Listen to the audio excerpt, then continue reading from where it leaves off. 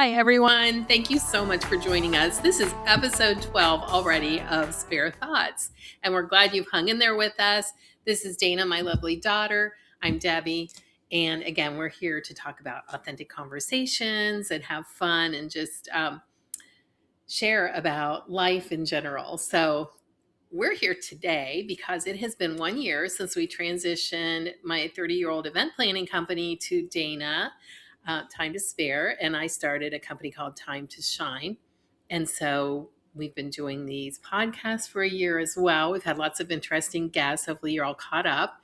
And we just thought we would talk about where we've been, if we thought this was where we thought we'd be a year from now, how life has changed, those kind of things. So Dana, let me ask you some questions and you can ask me some too. And I think this will just go naturally. But I guess my first question is, are you happy with how things have gone over the last year? And is it what you expected it to be or different? What do you think? Yeah, so it's a little different than I expected it to be, just because I feel like I've taken it from not only like just event planning, but also into marketing, branding, professional photography, that kind of stuff for our clients. And I feel like our client network has expanded to include a lot more like small businesses and more like startup small businesses. So not only nonprofits, but also smaller businesses in Northeast Ohio.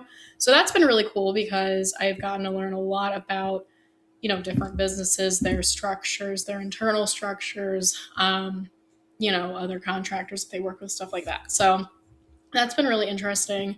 So it's definitely different in that aspect because I was thinking like, okay, like we have these nonprofit clients, want to help them plan their yearly galas. And so it's definitely like weaved a little bit from that. But I think that too is because you have a different network than me and you know a lot of small business owners, especially from your generation, because so many people from your generation have started their own businesses more than from my generation. So I think that has made a big difference. And I think it's great. I love the direction you're taking it and everything you're doing. I know you've been like, Mom, I'm going to change it. I'm going to make it different. Like it is yours. Do what you want. And one of the reasons I wanted to go into what I'm doing is to take what I do know and help other people try to figure it out themselves as far as expanding their connections, finding other ways to earn money in the nonprofit world.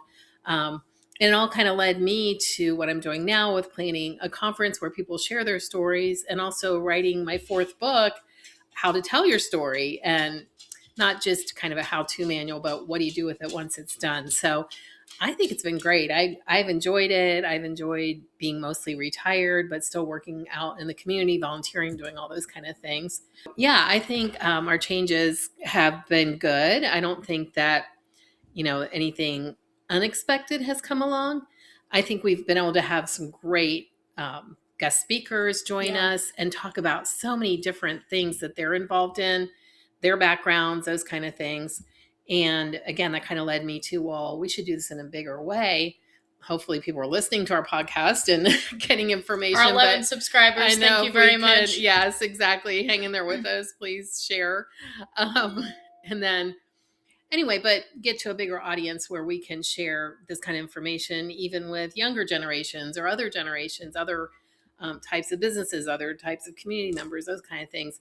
But personally, our lives have changed a lot too in the last year since we've been doing the podcast and our business, where yours especially, when we started this, you had a 3-month-old. Now he's 15 months old. I'm going to cry. You got married. It was beautiful, wonderful. You moved. You bought a new house. And for me, we picked up and moved too because we wanted to be closer to you guys and our new grandson and just enjoy being kind of stuck in the middle, not stuck, but be located in the middle of where you are, where Lauren lives, a little bit closer to Lizzie. And of course with Megan, our other daughter, clear out west, we're near a big airport, which we were before, but still, and just make it easier to be around everybody in a more convenient way, but also definitely be a part of Luca's life and in a bigger way than we were when we lived further away. So that's been fun. And again, being mostly retired, it's allowed me to do that. It has allowed me to look at things beyond helping so many nonprofits like I was before and kind of narrowing it down, really being intentional on who I'm working with and supporting those organizations myself while also volunteering, getting involved in church, and just having time to spend as a wife, as a mother, as a grandmother, and continue my passions of writing and inspiring people. So anyway, back to you. Back to me. All those changes I mentioned for you, being a mother now of a 15-month-old, a wife, a bigger homeowner, a very busy business owner. Busy bee. Yes. How have, or what I guess has impacted your life the most in the most rewarding way? And then what would you see maybe changing down the road that you'd like to kind of fine tune and make a little easier to live with? I should have prepared better for this. That was a lot of questions. Okay, wait, hold on, pause. Start with the first part of the question. Okay, so the first part is, what's the most rewarding? Yes, what's the most rewarding part of your life in the last year? Which there's too many things. Probably. How am I supposed to pick one? Like, I don't know how I'm supposed to pick one. Like, obviously, being able to obviously run this business and, make my own schedule because of it. I'm able to be home with Luca a lot more. I'm able to see him reach like various milestones. Oh, he shook his head yes yesterday. He did? Yeah. Aww. And then what did he say? He said a word and I almost texted you and I should have texted you. Anywho, but like just seeing him hit different milestones and like actually being able to like be there for him and raise him and all of that is really important, and that I'm just so grateful for. And then also obviously getting married, that was very fun. That was a very fun weekend. That was a lot of work, and I'm honestly relieved that it's over because like I made all the decorations. I coordinated with our bridal party family. A lot of people live out of town.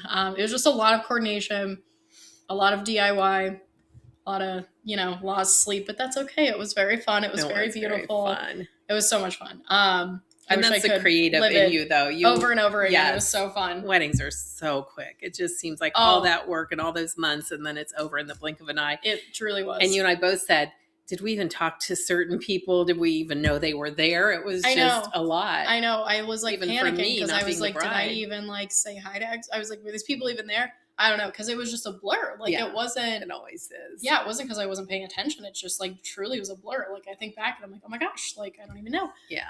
And then once I hit the dance floor, I'm gone. Like, well, and everybody I have talked to dance. said it was the most beautiful wedding. It was perfect. They wish other people would do their weddings that way, all in one place, reception. And it was just beautiful and perfect. Thanks, and the food was good. That was a big thing. Always people remember the food. The best chicken piccata I've ever had. And the steak was good. I know. I took a bite of Vince's. It was I took a bite of John's. And it was very good. No, but like that was very fun. Obviously being home with Luca is awesome. I don't know. It's all, I think my biggest thing is, sorry, there's a fly. I was like, what is on my arm? It's a fly. I was going to do that too.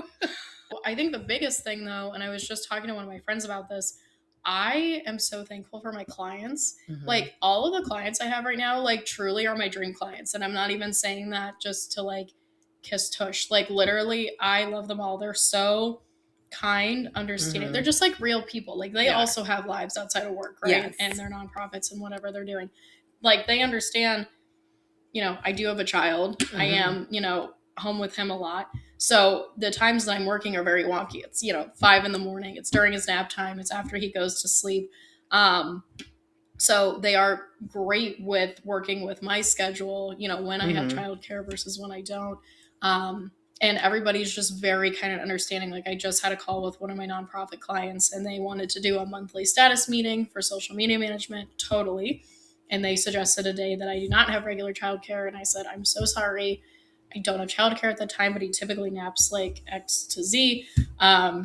Does that work? And they were like, no, what days do you have childcare? Like, let's make it work for you. And I'm like, thank you so much for being like real people who understand that people have lives outside of work and kids and whatnot. So that has been so, I don't even know what word to use. It's just been such a blessing. Well, it is. And I think, as generations have moved on, like I've said, and times, and after COVID and all those things, I think that people understand everybody does have a life. It used to be, years ago, especially like when grandpa's generation, you go to work 8 to 5, you get your 2 weeks of vacation, And you that's retire that. at 62, 65, whatever, and then you're done. And then Yeah. you can go and enjoy life. But I think it has become more and more apparent as even my generation, like time is short, and you lose relationships, you lose from death or illnesses or just unexpected things. And so having that flexibility gives everybody a sense of calm and peace, and an easier life. And hopefully they're doing the same thing, for themselves, saying no, putting down boundaries and saying, this works for me, this doesn't. And we're very fortunate in that way. And I feel like I was very fortunate when I built Time to Spare, because I could do that with you. Yeah. And, I did have a nanny and who came and helped a couple days a week too. So I could work around that. Yeah, that was LMA. And she, from the time you were little, because your dad traveled all the time. Yeah. And so we were fortunate to be with people like that. But I also feel like we're kind of in a position where we get to choose, because you don't want clients who are hard to work with. And believe me, I've had some, and you've helped with some of those events. And it's just, you just stand back and you bite your tongue and you think, I'm not working with you again. And because it's your reputation too. It's your vendors. It's people you work with. It's also your peace of mind. Yes. Like, I feel like I am more motivated to work like the best for people who like genuinely understand, like, my life and my schedule. You know what I mean? Not saying that I'm not going to do the best for all my clients, but like, I'd much rather have a client and, work at 4 a.m. for them when they are, kind and understanding, than someone who has like insane expectations and doesn't, you know what I mean? Yeah. Like, yeah. I appreciate people so much. I agree. I just think it makes life There's so no much point more in burning yourself out, right, or having a client burn you out, because then you're not producing good work for them. You're not thinking clearly in your best self and best way. So, and I think too, that is where you set boundaries. Because like, okay, I get texts and emails all day and all night. And even phone calls. We'll be watching a movie and it's, 9:00 at night. And I just turn the phone off. It's not off, but turn the ringer off, because this is my time with my husband. I don't want to talk on the phone. I don't want to have to drop what I'm doing. Wait, I got to go check an email, or I have to look up something for somebody. No. And I have a friend who's like, we're not the Google police. You have Google. You can figure it out for yourself, or you can wait until tomorrow. So, because I feel like sometimes people are like, hey, do you remember this? Or can you give me that phone number, or look this up, or whatever? And it's like, tomorrow would be great. Sometimes, like, if I'm working on a Sunday and if I need to text one of my clients, I'll say, hey, it's Sunday. I just have a moment to work because Luke is napping, so please do not respond to this until tomorrow or whenever's convenient for you. Like, and then I send my thing. And then it's nice with emails. You can schedule emails. So like, if I am working at a wonky time, I'll send it during a normal time, just so it's not inconveniencing my client. So yeah, I totally get that. Oh, I know. And I think that's what's one of the great things about technology. We couldn't do that before. And we love watching all these old movies from the 70s and 80s. And, people had answering machines and push button phones and all that kind of thing. And even the old cell phones and car phones and things that we just take for granted. Now we have so many tools at our fingertips that we can make work for us and our schedule. That is also a plus. Yeah. So anyway, okay, well, we're not going to talk forever because we don't want to bore everybody. So anyway, so I guess what has been the best part about working independently, working with me, like the podcast, our website, social media, all those kind of things? And truly tell me, like, you drive me crazy because you do this, or fired. I fired as my client and co-host on this podcast. That's right. Just kidding. I don't know. Well, working like independently, I feel like I'm able to like really let my creativity shine. I don't have someone who's telling me, like, obviously I'm listening to my clients and their wishes, but I don't have like a boss who's telling me do X, Y, and Z under these guidelines and you can't veer off. You know what I mean? So it's nice being able to like flex my creative muscle. And I am very fortunate to have clients who like trust that, you know. Obviously everything gets approved by them. Obviously, if they want to see any changes, I'll make them. But it's really nice, you know, that they trust me in that way. And they're like, this is not my wheelhouse. This is your wheelhouse. Like, do what you want, basically. So independently, that's been really nice because I get to, use that muscle a little bit more. And then together, I don't know. I mean, the podcast is very fun, obviously. We get to hang out a lot, which, I mean, we do anyways. I don't know. It's nice. So the conference that we're working on that you're planning, it's cool getting to see the back end of like what planning a conference looks like. Cause like, obviously we've planned many a gala, we've planned, smaller events. We've planned a wedding at this point. Yes. Not doing that for everybody else. No, it's a lot. But I think like the conference has been really cool so far. Just like, oh, I didn't think about that. Oh, we need to do this. Oh, wait, did we have this set up? Like, it's just interesting to like think about like the event planning process, but in a different format. So that's been really cool to work on together. Yeah. And I think for me, it's been fun to try to explain why you do things, and like kind of, obviously I'm very systematic and very list oriented and but like it's hard do to steps. Like write that out or explain it to somebody who is not. True. Well, that's true. So like it's hard. I feel like we have a hard job sometimes because like we're very type A plannery, but like not everybody is. Right. So if you have a client who's like kind of all over the place, it's kind of hard to like be that in between. Yes. Like, okay, well, here's what we need to do. And I've had people say to me, but this is what works for you, but it doesn't work for me. And I need something for my personality. It's like, okay, then, one of the best things I ever read was then find out what your client's communication style is. Totally. Do they want to text? Do they want to email? Do they want to talk on the phone? Do they want to meet in person? Do they want you just to hear them? They just want to talk and talk. Totally fine. And you can pick out what's important. Yeah, totally. And I think that's a skill you just learn, because I've had people tell me, we sat there and talked for an hour and you went back and sent me a whole list of notes and exactly what I wanted. And I said, but it's I don't know. It's kind of like trial and error. You just have to learn that as you go and pick out the pieces that are interesting. And then the pieces, like I said, where somebody just wants to be heard. They don't want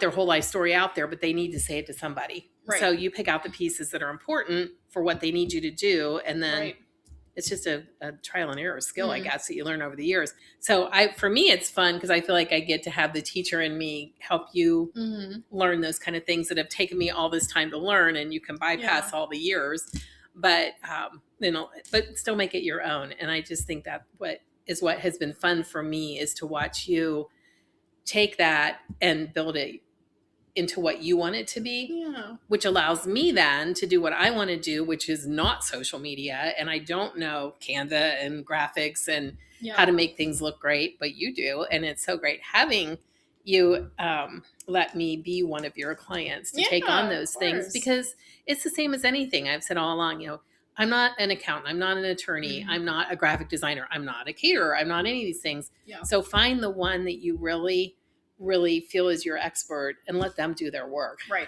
And I think that's what has allowed us both to build our business, to be flexible, to have the family life that we've had and do have, and, just enjoy ourselves. So anything else? Where do you want to go from here? I don't know. I mean, I love, the directions going in. I think I want to refine my offerings, and especially for like my nonprofit clients. Like I just want to make sure I'm helping them in the best way possible to take some stuff off of their plate without like burning myself out, if that makes sense. So I think just like refining my offerings and like what exactly that entails, restructuring that kind of stuff. I definitely have some ideas, some like long-term ideas to expand a little bit more. My dream is to like have my own event space one day, but we'll see. Yeah, I don't know. Maybe maybe we'll have our own little official podcast studio. That would be awesome. In my event space instead of my kitchen. Yes, with cameras that twirl and batteries that die and all kinds of things that we've experienced. Maybe we'll have a more legit setup in a few years. We'll see. We appreciate everybody who listens, who comments, who tells us in person, who sends us an email. We really appreciate that you join us and you enjoy us. So until next time, when we'll have some more fun guest speakers. Yes. Thanks for listening to us and continuing to share, like, follow, subscribe, whatever you want to do. Check back again. Thanks again. Have a great day.